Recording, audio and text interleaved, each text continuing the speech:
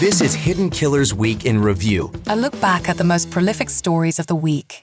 You're listening to the Hidden Killers podcast with Tony Brueski. Featuring attorney, guest, and former felony prosecutor Eric Faddis. Trial of Alec Baldwin, it is getting underway, and it is dividing a lot of people in terms of what they think is right and wrong here. Should he be held accountable? There was other people on this set who already have been held accountable. Hannah Gutierrez, the armorer. Also, the assistant director, David Halls. He said he admitted he checked it, but didn't check the bullets all that well. Didn't check all of them to make sure that there wasn't a live round in there. And then the gun eventually handed to Alec Baldwin. And we know what happened from there. Joining me to discuss, Eric Faddis, defense attorney and former prosecutor. Eric, let's just talk about this going in. What's your initial impressions here now that we've seen some opening statements being made? You know, candidly, Tony, I've never been a huge fan of this case against Alec. I think I share a sentiment that a lot of people have where, you know, this was a tragic accident and perhaps the civil justice system is a better arena in which to adjudicate it. That being said, Alec Baldwin is on trial for involuntary homicide and it is heating up. And as the trial develops, we're learning a lot more. The question is, I think the big thing is firearm safety and accountability. If you are holding that gun, how much training should you have had? How much accountability do you have to make sure that there's not a live round in that?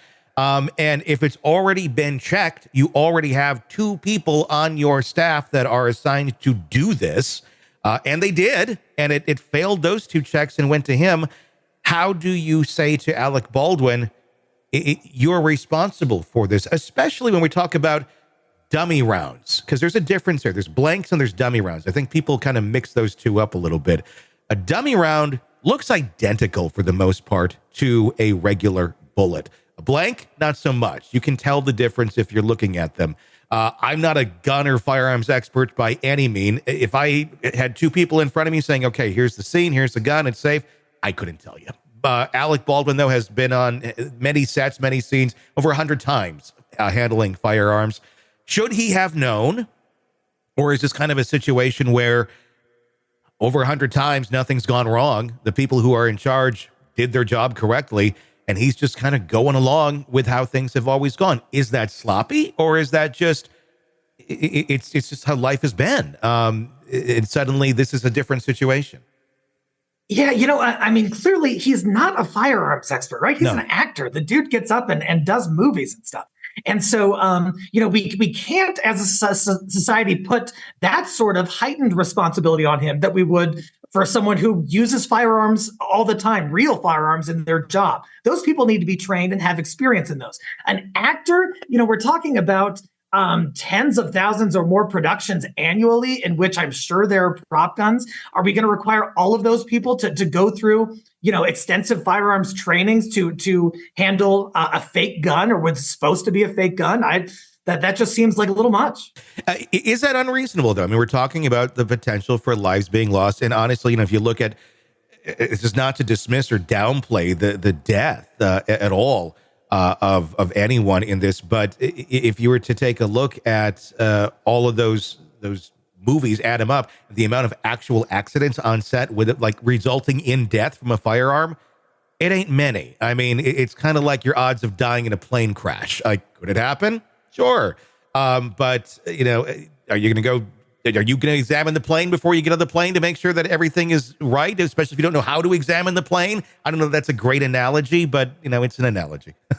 No, I hear you. And you know, how far do we take that if we're going to go down that road? Let's say they're doing a Revolutionary War movie and there's cannons involved. Do the actors have to go through some sort of like Independence era cannon training? Like, it's just getting to be too far, especially with, you said, like the infrequency of these incidents. Thankfully, that they are very infrequent. No, I mean, they obviously they happened. This is a horrible one that happened.